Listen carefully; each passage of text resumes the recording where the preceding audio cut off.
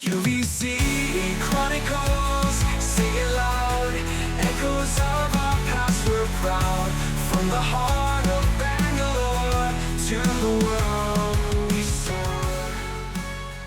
Hello everybody, I am Aditya a second year electronics and communication engineering student, and today we have with us Mr. Ajay Gopalswamy, who is currently the Chief Executive Officer of De facto, a robotics company, and we are very honored to have you with us today, sir. And here at UVCE Chronicles, we believe there is nothing better than a first-hand introduction from the guest. So, sir, can you please give us a first-hand introduction of yourself? Okay. Thank you, Aditya. Thanks for having me on this podcast. Look forward to having an interesting conversation with you. Yes, sir. So, about myself, so I did my schooling in different parts of India. My father was in HAL, so we moved. I was born and brought up in Maharashtra, then moved to Orissa during mid school, and then I came back after 10th to Bangalore, and I did my PUC at National College Baswangudi, and that's where I was always interested in science, but there were only two options back in those days: engineering or medical. So half the class I think went to engineering, and the other half went to medicine. So fortunately, I got a good enough percentage. Those days there was no CET and all that. It was just PU, the final board exam percentage of PCM that would get you into college. So fortunately, I got a good enough percentage to get into UVC mechanical, and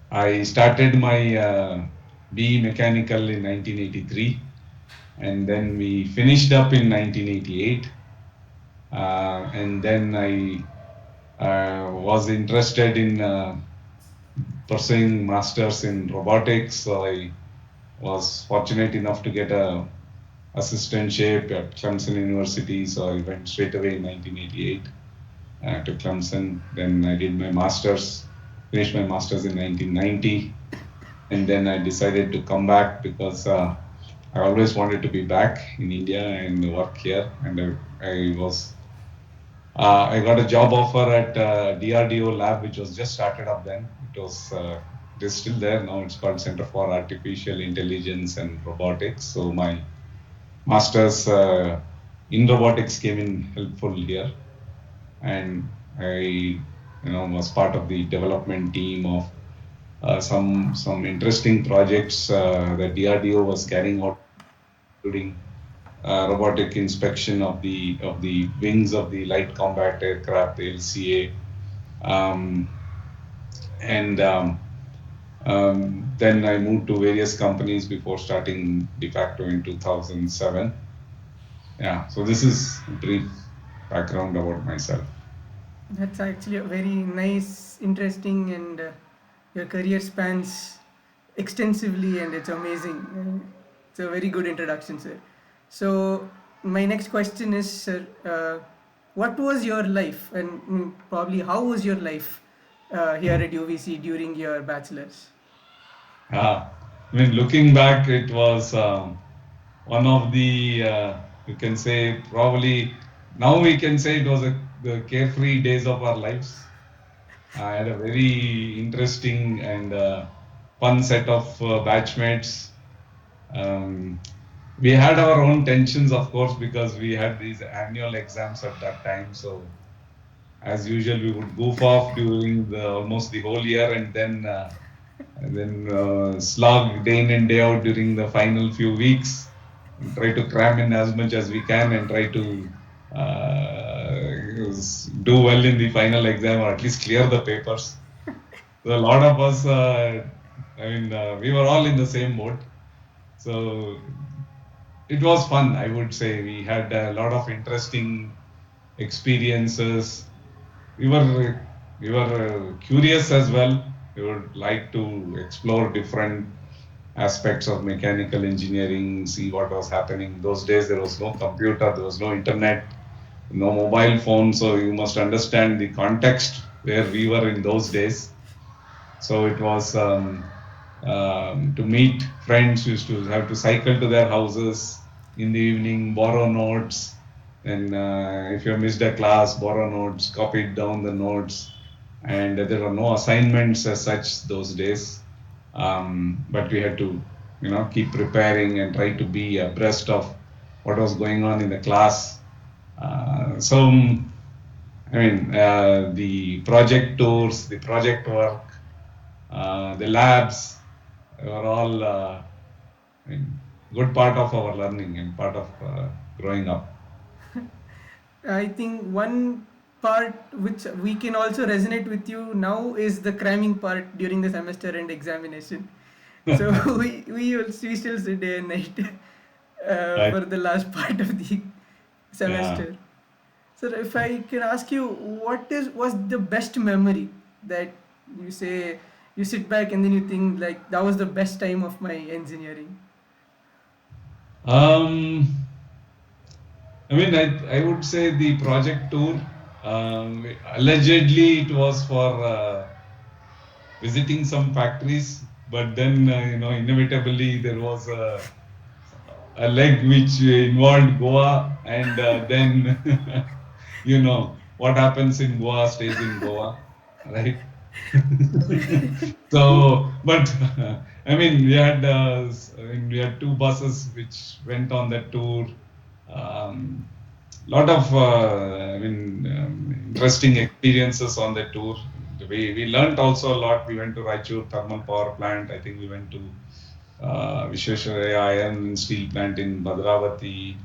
Went to a few other places in Mumbai. And then of course on the way back we stopped by at Goa. But it was a fun time where we bonded as a class, I would say, together for the first time. As when you start engineering, you tend to form your own groups. But then this project tour brought us all together, and we remember that those days in that project tour. Yeah, Yes, sir, I'm pretty sure that was one of the most fun tours. absolutely, it was. Yes. Yes, sir. My next question to you is you have done your masters immediately after your bachelor's. What Mhm. how was that experience and how was the life at Clemson University?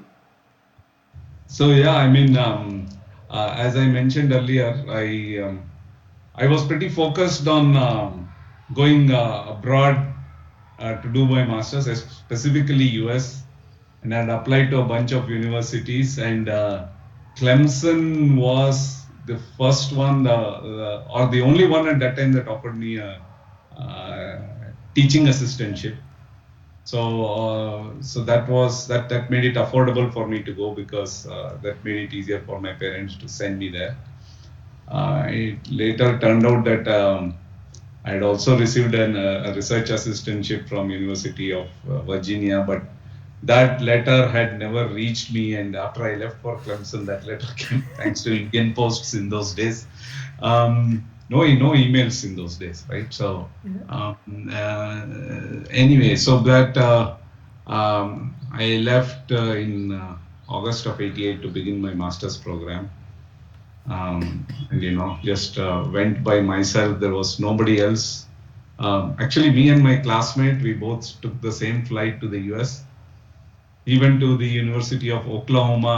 I went to Clemson. So we diverted at, I think, Boston Airport, if I'm not wrong. And then I flew into Clemson, and I didn't know anyone there. Luckily, there was an Indian association who helped me connect with other friends and get me my roommates. So the settling in period was challenging, and no phone calls and all that. So I had to write to my parents that I've reached safely. And it one funny thing that happened was I had written to the Indian Association that I'm coming to that airport near Clemson, and they said that they will pick me up, but nobody came. There was nobody there, so I had to take a taxi, paying an exorbitant amount of money, and then I didn't know where he's taking me. But finally, I reached that place, and then 2 weeks after I reached there, that my letter reached the Indian Association that I'm coming there. So, I mean, interesting and different times then. But then the overall experience at Clemson was superb, I would say, because they had a very interesting robotics program going on there. They were the robotics lab was funded by the Defense Logistics Agency, and we had a very accomplished international group of students who were working together on the same project. So we had Americans, of course, we had Chinese, we had Yugoslavian, we had Israeli, Iranian, we had an Iranian guy, and they were all, very, very smart people. And then also, of course, a bunch of us Indians who were there. And it was a great life and learning experience, I would say, to do the research along with such a talented group of people. And then later my classmate also joined me in that group. And so the 2 years that I spent there, apart from the coursework, the big change was the semester system that they had, plus the continuous evaluation that they do in terms of project work, the deadlines and the assignments, which was kind of a shock initially. It took some time to adjust to that, and it was quite stressful initially, but then things smoothened out, and then I did a lot of courses in robotics, and the thesis that I did was related to an end effector for handling textile material, which was quite unique at that time. I also published a couple of papers with my professor and some conferences and journal. And and while I was there, at the end, I came to know that there was a DRDO lab which is going to be set up in Bangalore for conducting research in AI and robotics. And that's how I decided that, I'll come back and work there. That is amazing, sir. I think the people today will not understand the pain of sending letters, showing up before the letter arrives. But I think that should have been a very unique and fun experience for you as well. Yeah, it was. Sir, I think the field that you work in, that is robotics, is something that we look up to. I think even since we were kids, we are always fascinated with robots. Yeah. And what motivated you to choose robotics? The fact that the field is a multidisciplinary field, it has a combination of mechanical engineering, electrical engineering, electronics, a bit of programming, and software. So they all come together to make a machine do tasks as per our commands, right? So that was always fascinating to me, and I wanted to be a part of that. And luckily, in my career, I was able to stick to that path and build a career in that field. In those days, it was a very nascent field in India, right? Robotics was not a very lucrative field because not many things were happening in robotics. And at that time, labor was so cheap. People would keep telling me, "Why are you in robotics? Labor is cheap in India. What are you doing here?" So those kind of questions I had to face in my career. But by circumstance and being at the right place at the right time, probably, and persevering through those initial phases where the field was not very lucrative, managed to stick on and build my career in the field of industrial automation and robotics. Okay, that's nice, sir. You've been in the robotics industry for a very long time. It's a career spanning decades. So, can you like walk us through how robotics has evolved over the years, starting from the 90s to today? Yeah, sure. So I remember when I was in Clemson, we had a visit to a robotics factory in the US. That was the last robotics company in the US called Cincinnati Milacron. Okay, that's Cincinnati, who makes the machine tools. They had also forayed into manufacturing robots. So they had a plant near Clemson University, and as part of our course, or our professor took us to the factory. Those robots were huge, massive, and they were able to do very limited type of tasks. The programming was quite cumbersome. Okay, and you needed to be an expert to do that. But over a period of time, the technology has, I mean, the hardware and software all evolved. So now it's become more software driven. The robots are lighter, faster.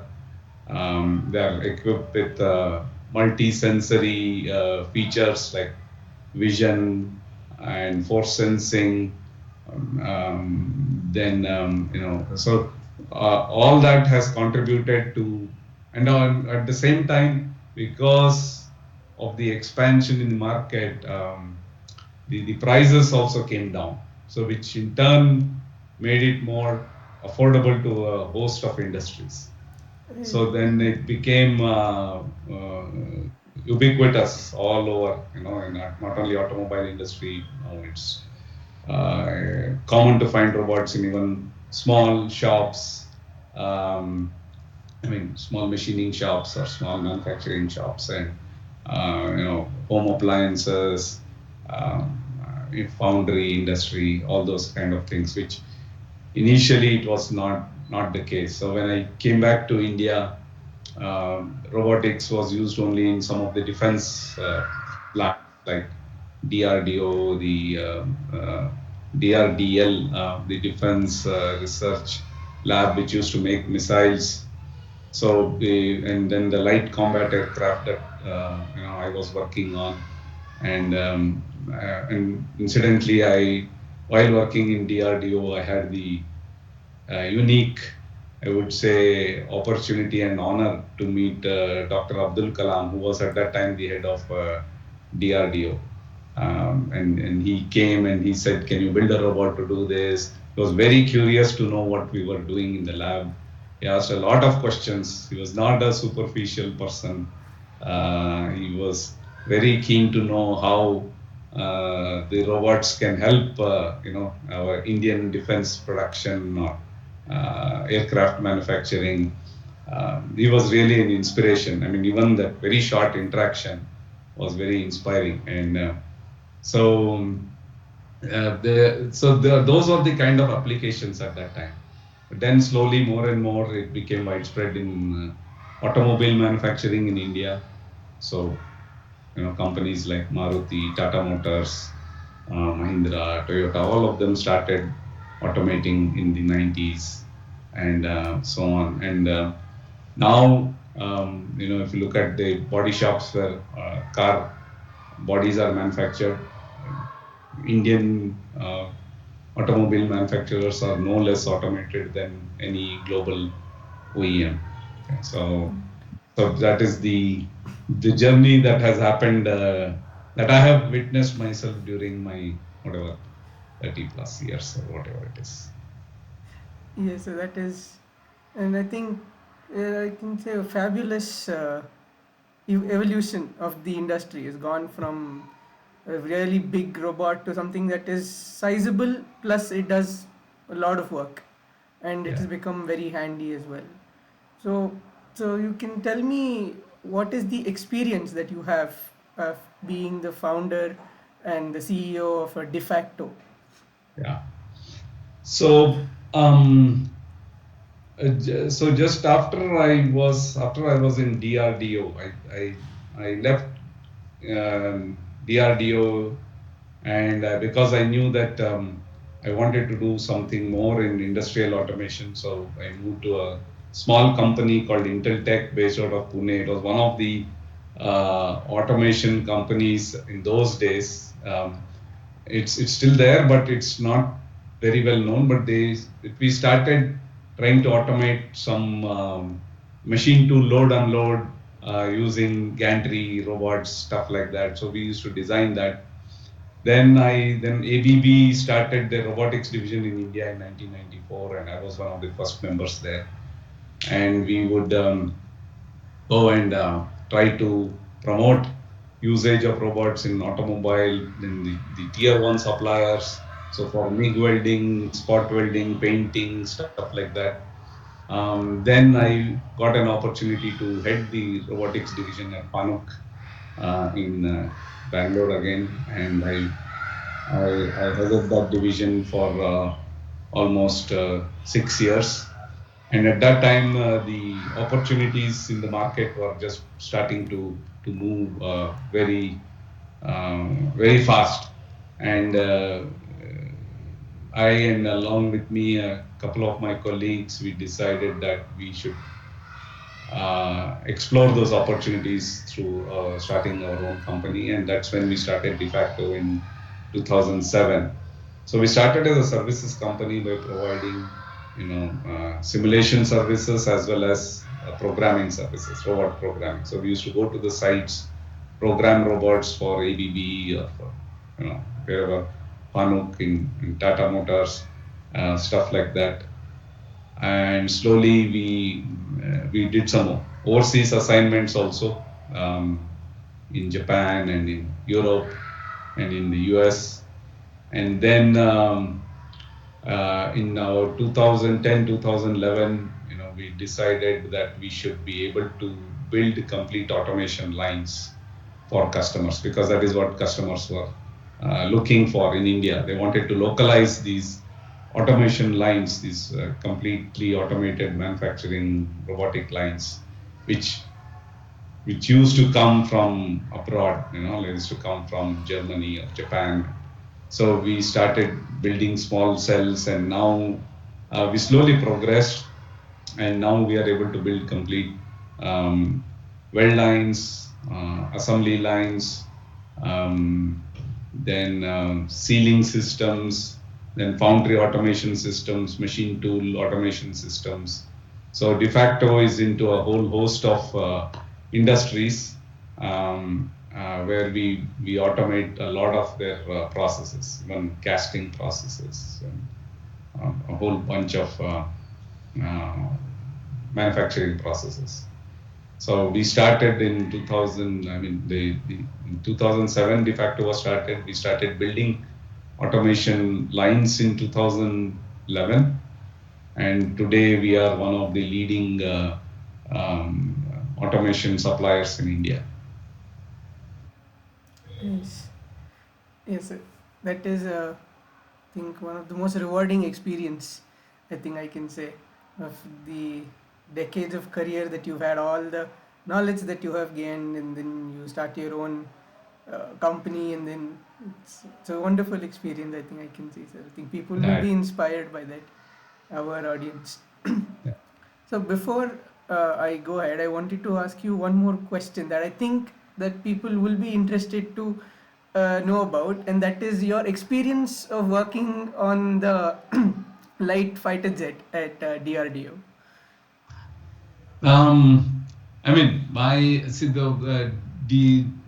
The Center for AI and Robotics had two divisions. One was the Artificial Intelligence division, and then the Robotics division. So under the AI division, they had a flight control division. So they used to build they developed the flight controls for the light combat aircraft. And we were doing more of on the manufacturing side of the aircraft wings inspection, so ultrasonic inspection of because that LCA had composite wings for the first time. So it needed to be 100% inspected. So we developed some automation, some robots for doing that. So that was, I can say kind of a limited role in that, but it was, a fun thing to do. Yes, sir. Okay, then moving on actually to the next question, because I wanted to ask that question because now it's the time of the air show, Aeros- and Yeah, yeah, everybody will be more interested to know about the DRDO's combat jet. So yeah, yeah. No, now robots are also used extensively in the aerospace industry. We don't do a lot of it from in de facto, to be honest, but there is a lot of opportunity there in the fuselage manufacturing, fuselage inspection, the riveting operations, clinching, and then the inspection ultrasonic, which and then now these are becoming so important, because of the high safety norms and things like that. So automation is catching up big time even in the aerospace industry. These are very highly specialized systems and therefore very expensive. So there is an opportunity for people who want to explore that area as well. yeah, that is wonderful, sir. My next question to you is what is the future of robotics in India, and will, say, AI have a major role to play in it? Yeah. So I would say that let me give you a context to that answer. So when I started my career in the industrial robotics field, I would say when I joined ABB in 1994, we were very happy when we sold one or two robots in a year. Yeah. We used to have a big party in the company when one or two robots were sold. And today, in India last year, 2024, I think the all the robot companies put together sold more than 8,500 robots in India. Okay, so that is how far we have come. Okay, from back in 1994 to 2024. So you can say a 30-year period. But to also put that number into perspective, China last year did 290,000 robots. So this is where we are. We have come a long way, but we are still way behind the market leader, you can say, in utilization of robots. So that is still the headroom we have for growth, right? And we have that is the level of opportunity that exists today for us to catch up, to become a powerhouse in manufacturing. It's impossible to manufacture parts precisely with the productivity that you need, with the skills that you need to produce these parts just by human labor.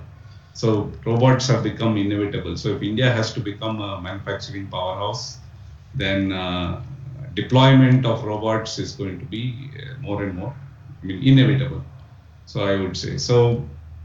We have a long way to go still. We have made very significant strides, but we do have a very long way to go to achieve those to achieve world-class numbers. So that is the opportunity available to young engineers today. So there is this field of automation in manufacturing is a huge opportunity for people who want to make that as a career, and can easily see growth happening for the next 15, 20, 25 years. So I hope that answers your question. Yeah, you had another question. Second part of your question was related to artificial intelligence. Yes. So yeah, the last 1.5 years, the use of AI is exploded, right? And everybody is talking AI. As I told you, when I joined the lab, it was called Center for Artificial Intelligence and Robotics, and they were doing really cutting edge stuff in those days. neural networks and Lisp programming and many other things. So the AI and robotics are kind of connected. In manufacturing, I would say that AI has still yet to take off in the context of robotics. But I do see a potential there, because what happens is when you have these manufacturing lines, you need to analyze data that's coming out, you want to understand the fluctuations in production and why those fluctuations are happening and how can you avoid that. Can you improve productivity? Can you make your product quality better? Can you ensure that your line doesn't stop? So all those kind of the data which is coming out from all the machines on the shop floor can be analyzed and through AI techniques, and then find ways to correct the issues that are happening, the problems on the line. So that is one use of AI. Apart from that, I mean, AI is going to have an impact all across. So in our company, for example, we have design teams who design welding fixtures for our welding lines. So if you, for example, if we have a car body that we are making for Maruti, and of course the design of the car for Tata Motors is going to be quite different, but pretty much similar. So can we use those design library that we have to automate the design of our fixtures? So that's also internal in our company. Those are kind of things that we are looking at. So I mean, the use of AI is unlimited, and I'm sure it's going to have a very and sensors. Now we have machine vision for almost everything. For example, picking parts, instead of having parts coming on in a precise palette, instead of that, we have a 3D vision system which takes a snap of the palette, and even if there are parts piled one on top of the other, it can identify through AI which part is on top, which is the best gripping position. The robot picks it up and then loads it into the machine. So, I mean, the applications of AI in robotics are very vast. Yes, I think it's kind of exciting to it's kind of exciting to learn about how technology has evolved, at what extent it is right now, and the future is quite literally limitless. There is absolutely no limit even now with the advent of AI and all. Uh, I would like to ask one question to you, sir, which is what advice would you give to students who are currently pursuing engineering, who would be interested to pursue robotics as a career? Okay. So, as I said, it's very vast field. I mean, the opportunities are limitless. So, the students who are interested in pursuing, I would encourage them to be broad-based. Okay, you need to focus on your specialization. As I mentioned earlier, robotics is a multidisciplinary field. So, if you are coming, for example, from an electronics background and you want to be in the robotics field, you can focus on sensor design, vision, machine vision systems, control systems, and various hardware and software related to the sensors and controls. But at the same time, you need to be aware that you're not just designing an IC or just a PCB or just doing some programming. You need to understand the entire process. So engineers need to keep their minds open. You can't say I'm an electronics engineer, I don't need to know anything about the mechanical aspects of the robot. Nor can a mechanical engineer say I'm going to only design the links of the robot, I'm going to just look at the gearboxes and stuff like that. I don't care about the controls.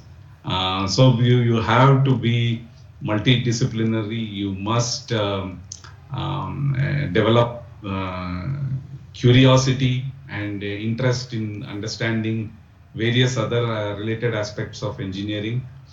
And that's where I think you can become a very good robotics engineer. And there are And I've seen my boss in Fanuc. He was a Japanese guy. He was an electronics engineer by education, but he could very fluently draw um, sketches by hand of a machine tool, how it works, and he could explain to the customer, how the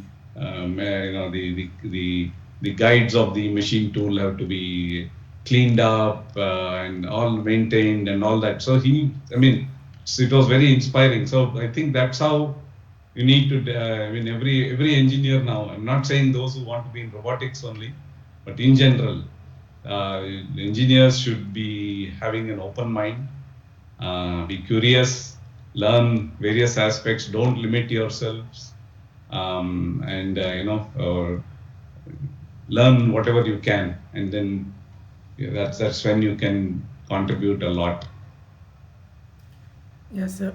I think that's some wonderful advice, and then the students who are our audience will definitely be inspired by the advice, because I've seen a lot of people working on robots, and even back in college, I've seen a few students who actually made one industrial robot arm and who are interested to say take it forward as a career. I think this advice will be much helpful for such students. Yeah. Yes, sir. I think we've come to the end of Mhm. the episode, and I would like to thank you for being our gracious guest and for spending your time with us, telling us about your career and giving some wonderful advice to our audience. Been a pleasure talking to you, Aditya. And I wish you all the best in your career. Thank And you. I think you and your colleagues and your team are doing a wonderful job in trying to keep the flag of UVC high. I'm always proud UVCM, and I always wish my college students do well in their careers. So all the best to you guys. Thank you. Thank you so much, sir. Okay. Yes. Thank you, sir. Bye. Bye. Sir.